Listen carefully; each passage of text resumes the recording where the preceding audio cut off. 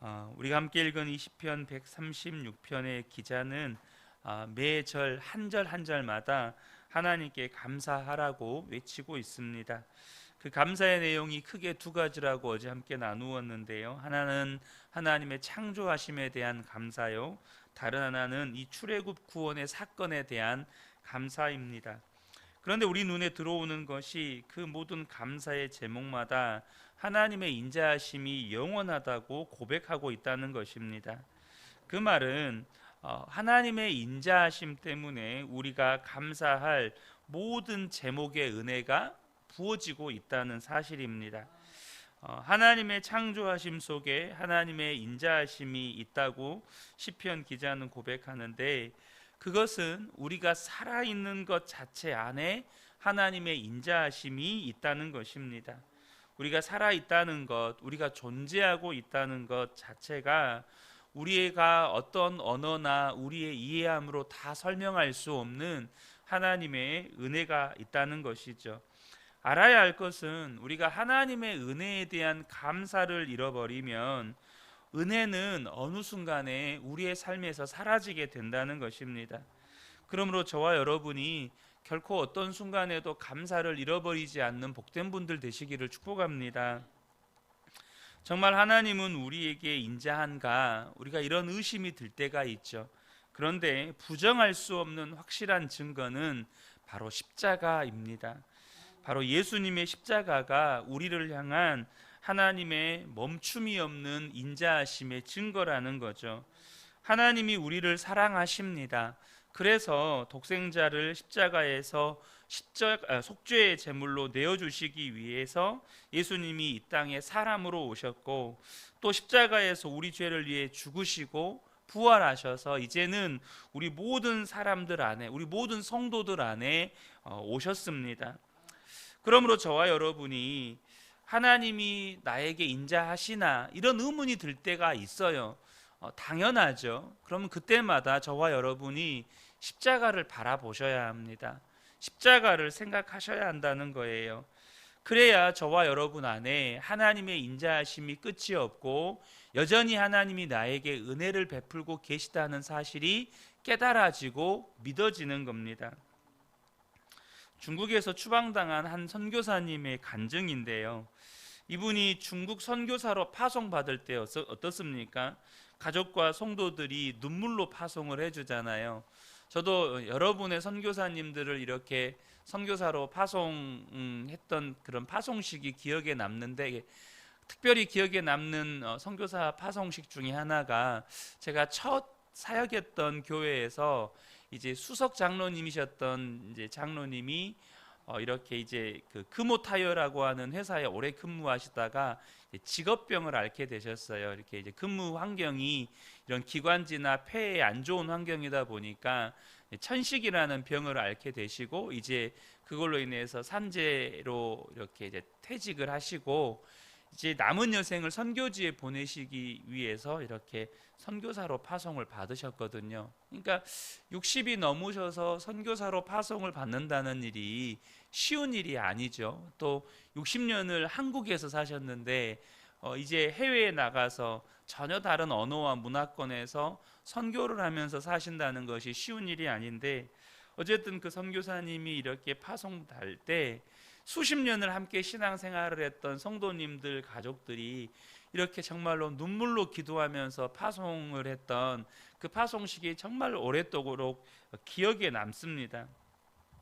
이 중국 선교사님은 중국의 뼈를 묻을 각오로, 정말로 생명을 바칠 각오로 중국을 사랑하고 복음을 전하는 사역을 했는데, 결국에는 중국에서 추방을 당하게 되었습니다. 그런데 이렇게 추방을 당할 때 그렇게 사랑으로 섬겼던 일단 성도들로부터 배신을 당한 거예요. 그러다 보니 추방당할 때 그곳에 있는 뭐 성도들이나 섬겼던 사람들로부터 눈물에 이렇게 환송을 받지도 못했어요. 그냥 진보다리만 싸들고 추방을 당할 수밖에 없는 상황이었죠. 그것이 이분 안에 마음의 상처가 된 거예요. 정말 중국을 사랑했고 목숨을 바칠 각오로 그 나라에서 일했는데 돌아온 것은 무서운 협박과 이렇게 성도들의 배신이었던 거죠. 그러니까 선교사님 마음 안에 풀어지지 않는 마음의 상처가 생긴 거예요. 그런데 선교사님에게 예수님이 십자가 지실 때의 마음이 생각나게 하셨습니다. 예수님께서 십자가 지실 때 어떤 마음이셨을까? 분명히 예수님은 하늘 영광을 버리고 온 인류를 구원하기 위해 이 땅에 오셨는데 그 결과는 십자가를 지시는 것이었고 또 수많은 사람들로부터 침뱉음을 당하고 모욕을 당하고 수치를 당하는 것이 예수님의 어떻게 보면 눈에 보이는 삶의 결과였잖아요. 그래서 선교사님 마음 안에 자신이 중국에 추방당할 때와 비교도 되지 않는 아픔과 상처가 그 예수님의 마음이었겠구나라는 이 마음이 들었어요. 그래서 자기가 이렇게 아픈 것 자체가 예수님의 그 영광의 십자가에 동참하는 것이겠구나라는 생각이 미친 거예요.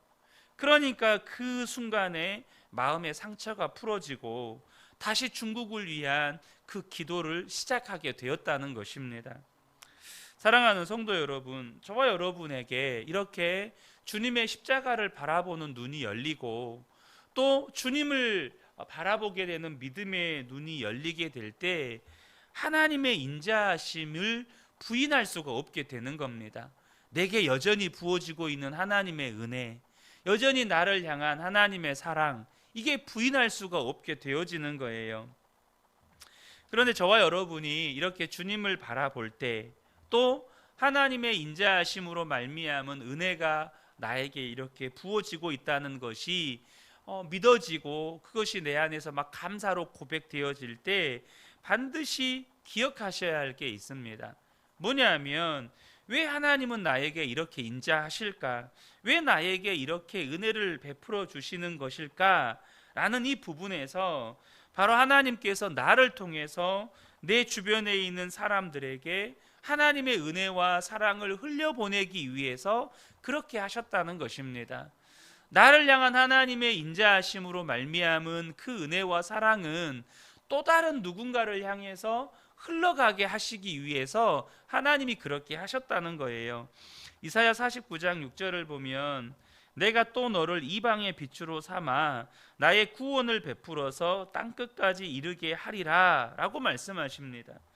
하나님께서 이스라엘 백성을 택하셔서 그 백성을 사랑하시고 당신의 백성으로 삼으신 까닭이 이방인의 빛이 되게 하기 위해서 땅끝까지 모든 백성에게 하나님의 구원을 베풀기 위해서라는 것입니다. 이것이 우리를 향한 하나님의 계획이라는 것이죠. 이것이 우리를 향한 하나님의 인자하심의 계획이라는 것입니다. 저와 여러분이 이 사실을 잊어버리지 않으면 하나님의 인자하심의 은혜를 받고도 우리 자신은 전혀 하나님의 인자하심을 느끼지 못하는 영적인 메마름에 빠지게 된다는 겁니다. 저와 여러분이 늘 이걸 기억하셔야 한다는 거예요. 예수님이 우리를 향하신 하나님의 계획은 뭐냐면 단지 우리를 구원하시는 것만이 아닙니다. 우리 속에서 생수의 강이 흘러나오게 하는 것이 하나님의 계획입니다. 다시 말하면 우리 안에서부터 부어지는 그 하나님의 은혜가 주변에 있는 모든 사람들에게 흘러가는 것입니다. 하나님께서 아브라함을 택해서 복을 주셨을 때 하나님이 이런 말씀을 하셨습니다. 창세기 12장 2절에 내게 복을 주어 내 이름을 창대하게 하리니 너는 복이 될지라. 그러니까 하나님은 아브라함 자체로 그냥 하나님 주신 복을 누리기를 원하는 것이 아니라 아브라함이 복이 되기를 원하셨다는 겁니다. 그냥 하나님이 주신 복을 나 혼자 누리는 사람이 아니라 내가 복이 되어서 수많은 사람을 복되게 하는 인생이 되기를 원하셨다는 것입니다. 이것이 복의 근원이라는 말입니다. 3절은 정확하게 더 그 내용이 무엇인지 말씀하십니다.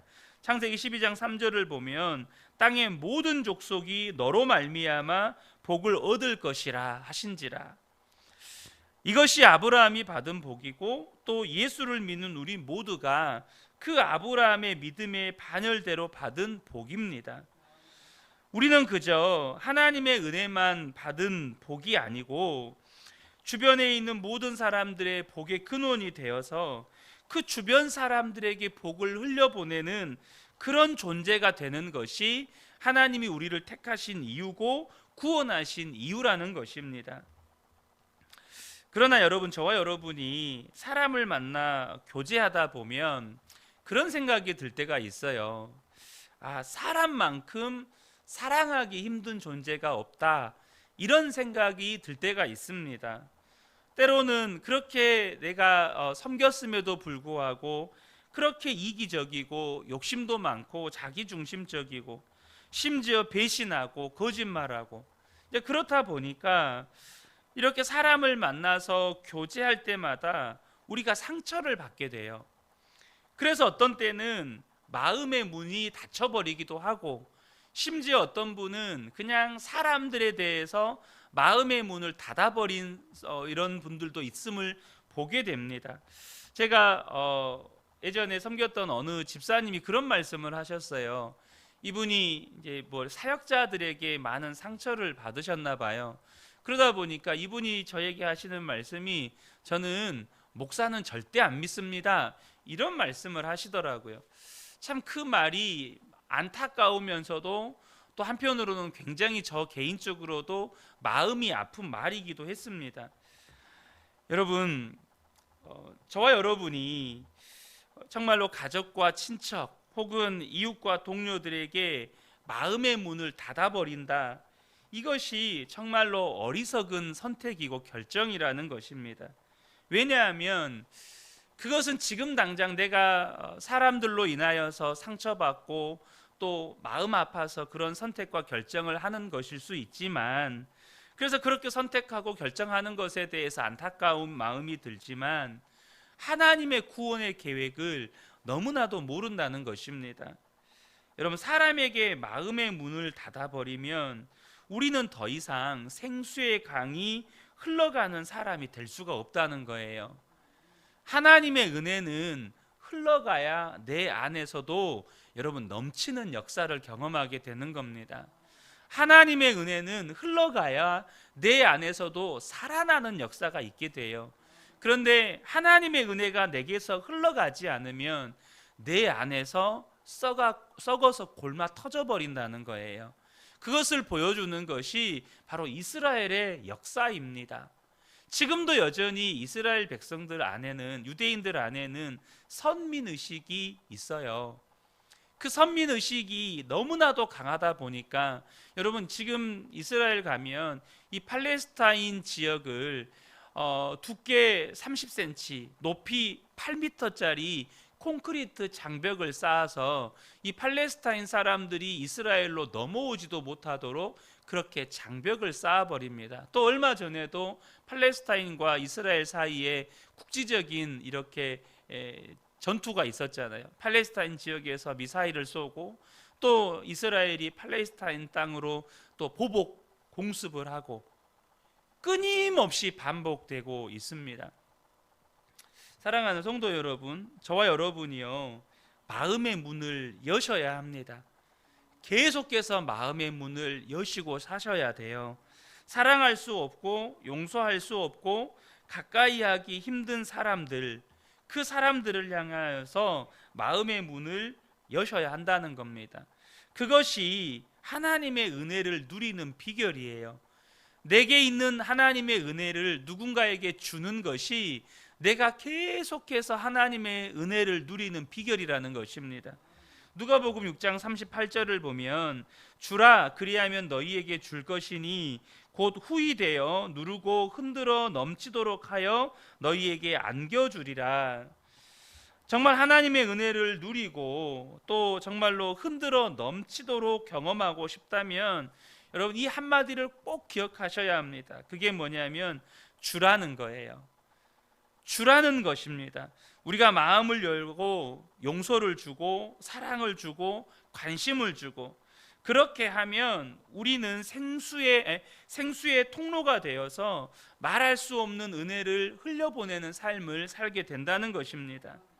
그러니까 문을 걸어 잠그면 여러분 나는 괜찮을 것 같은데, 내가 마음의 문을 닫아버리면 살 것 같은데 실상은 그렇지 않다는 거예요. 오히려 그것으로 인하여서 내가 더 골마 터지게 된다는 겁니다. 마이클 오라는 선교사님이 계시는데요. 이분은 국제 로잔 운동의 총재이십니다. 근데 이분은 일본 선교사님이세요. 그런데 늘 이런 질문을 받아요. 왜 하필 일본 선교사로 가셨습니까? 일본이 뭐가 좋아서 일본 선교사로 가신 겁니까? 이런 질문을 받습니다. 기본적으로 한국인들 안에는 일본에 대한 이런 대적하는, 일본에 대해서 부정적인 마음이 있잖아요. 그래서 이런 질문을 받을 때마다 너무너무 당황스럽다는 거예요. 사람들은 어느 나라 선교사로 가면 마치 그 나라가 좋아서 가는 줄로 아는 그런 경향이 있다고 느꼈다는 것입니다. 내가 일본이 좋아서 일본을 섬기는 건가? 절대 그렇지 않다는 거예요. 그럼 무엇 때문에 가는 것인가? 일본 사람을 사랑하기 때문에 일본에 갔다는 거예요. 주님이 원수도 사랑하라고 하셨으니까 일본을 좋아하지는 않지만 일본 사람들을 사랑할 수는 있겠다는 거예요. 여러분, 하나님의 사랑이 필요하다고, 그들이 하나님의 사랑이 필요하다는 것을 깨달았기 때문에 내 속에 있는 주님의 사랑을 그들에게 흘려보내주기 위해서 간 것입니다. 사실 이 마이클 오 목사님은 어렸을 때 주변 사람들에게 굉장히 상처를 받았다고 합니다. 그래서 어릴 때 마음에 소원이 하나 있었는데, 나는 나보다 더 나를 사랑해주는 여자와 결혼하면 좋겠다, 이런 소원이 있었다는 거예요. 그런데 대학에 들어가서 복음을 듣고 나보다 더 나를 사랑하시는 예수님을 만난 거예요. 그래서 그 사랑을 누구에게 전해줘야 하나, 이럴 때에 하나님께서 바로 일본을 향한 하나님의 마음을 부어주셔서 일본을 가게 되었다는 것입니다. 여러분, 우리 중에 나보다 더 나를 사랑하시는 하나님의 사랑을 경험하지 않은 사람은 없습니다. 이곳에 계신 모든 분들은 나보다 나를 사랑하시는 하나님의 사랑을 다 경험했어요.